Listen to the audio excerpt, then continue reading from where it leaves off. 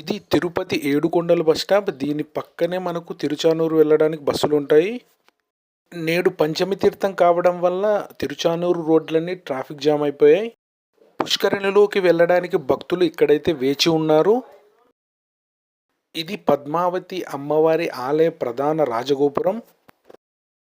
తిరుమల శ్రీవారి నుండి ఆ సిరుల తల్లి పద్మావతి అమ్మవారికి సారే అంగరంగ వైభవంగా తిరుచానూరుకైతే తరలి వస్తుంది. భక్తులను పుష్కరిణిలోకి క్యూ లైన్ల ద్వారా అనుమతిస్తున్నారు. ఇప్పుడైతే మనం పుష్కరిణి దగ్గరికి అయితే చేరుకున్నాం.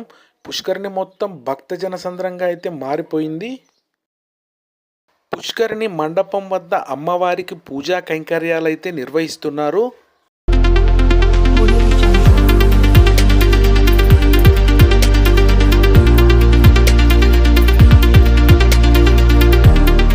Hi friends, welcome back to Muni vlogs YouTube channel. ఇప్పుడైతే మనం ఉన్నాం తిరుపతి బస్ స్టాండ్ దగ్గర. ఇప్పుడైతే మనం వెళ్ళబోతున్నాం తిరుచానూరు. తిరుచానూరు ఎలా వెళ్ళాలి, టికెట్ ప్రైజెస్ ఏంటో ఇప్పుడైతే మనం చూద్దాం. మీరైతే వీడియోకి గట్టిగా ఒక లైక్ అయితే వేసుకోండి. తిరుపతి బస్ స్టాండ్లో తిరుమల వెళ్ళే ఏడుకొండల బస్ స్టాప్ పక్కనే మనకు తిరుచానూరు వెళ్ళడానికి బస్సెస్ అయితే అందుబాటులో ఉంటాయి. తిరుచానూరునే అలిమేలు మంగాపురం అని కూడా పిలుస్తారు. తిరుపతి నుండి తిరుచానూరు 5 కిలోమీటర్ల దూరంలో అయితే ఉంటుంది.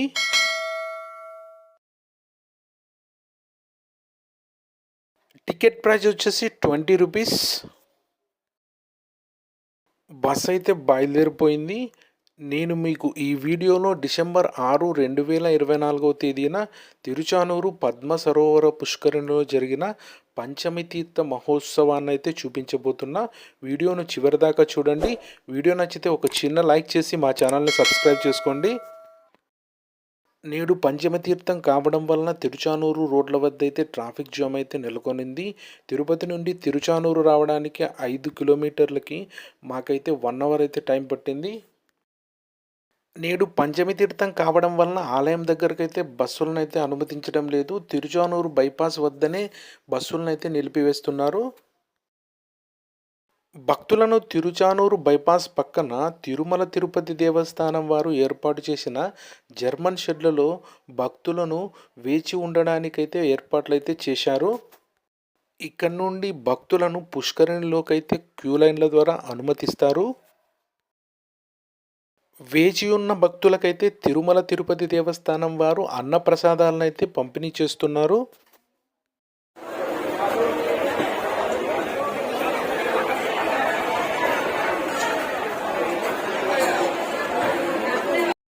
తిరుమల శ్రీవారి నుండి ఆ సిరుల తల్లి పద్మావతి అమ్మవారికి సారే అంగరంగ వైభవంగా తిరుచానూరుకైతే తరలి వస్తుంది.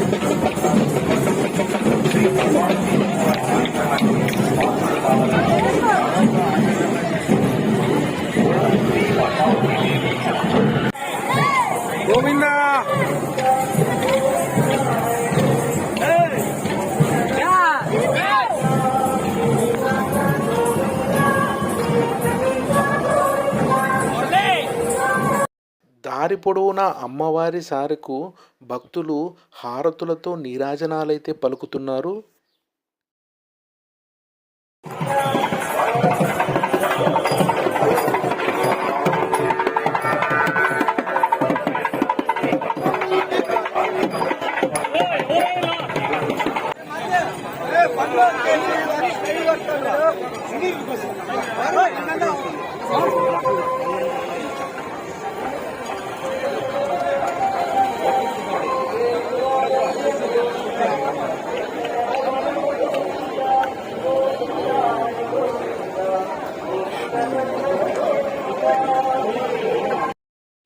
భక్తులను ఇప్పుడైతే పుష్కరిణిలోకి అయితే క్యూ లైన్ల ద్వారా అయితే అనుమతిస్తున్నారు.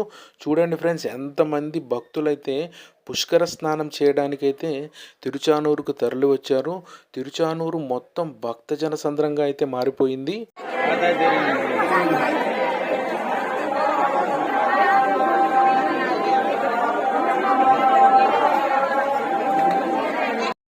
ఇప్పుడైతే మనం పుష్కరిణి దగ్గరకైతే చేరుకున్నాం. చూడండి ఫ్రెండ్స్, పుష్కరిణి మొత్తం భక్తజన సంద్రంగా అయితే మారిపోయింది.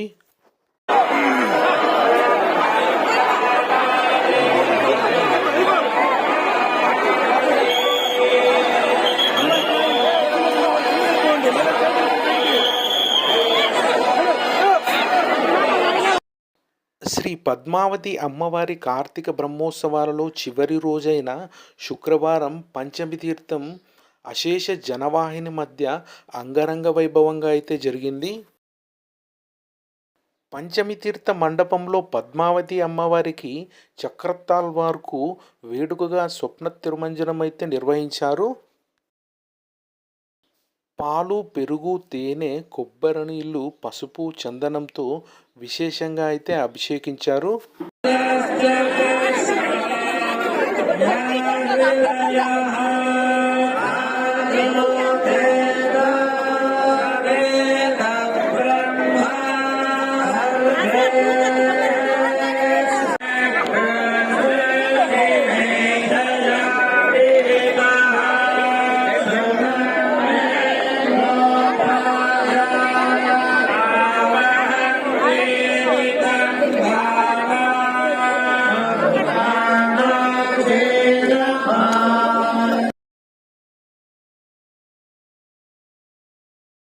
ఇప్పుడైతే మనం పంచమి తీర్థం యొక్క విశిష్టతనైతే తెలుసుకుందాం. వ్యాస మహర్షి రచించిన స్కంద పురాణంలోని వెంకటాచల మహత్యంలో వివరించిన ప్రకారం శ్రీ పద్మావతి అమ్మవారు కార్తీక మాసంలో శుక్లపక్షం పంచమి తిథి శుక్రవారం నాడు జన్మించారని తెలుస్తుంది. అందుకే బ్రహ్మోత్సవాల ముగింపు రోజున జరిగే చక్రస్నానం పంచమి రోజునే జరగటం ఆనవాయితీ. పద్మసరోవరం నుంచి ఉద్భవించిన అమ్మవారికి జరిపించే చక్రస్నానం జరిగే తీర్థం కాబట్టి ఈ పవిత్ర ఘట్టానికి పంచమి తీర్థం అనే పేరు వచ్చింది. శ్రీ వెంకటేశ్వర స్వామి స్వయంగా ఈ పుష్కరిణిని తవ్వాడని, పద్మసరోవరంలో పంచమి తీర్థం రోజున స్నానమాచరిస్తే సకల పాపాలు తొలగి కోటి జన్మల పుణ్యఫలం దక్కుతుందని భక్తుల నమ్మకం.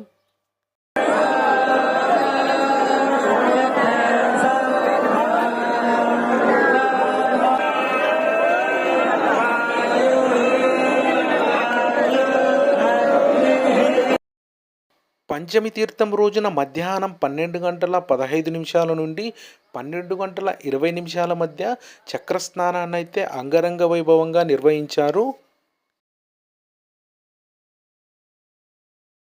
చక్రస్నానం అనంతరం భక్తులు పద్మావతి అమ్మవారిని అయితే దర్శించుకున్నారు.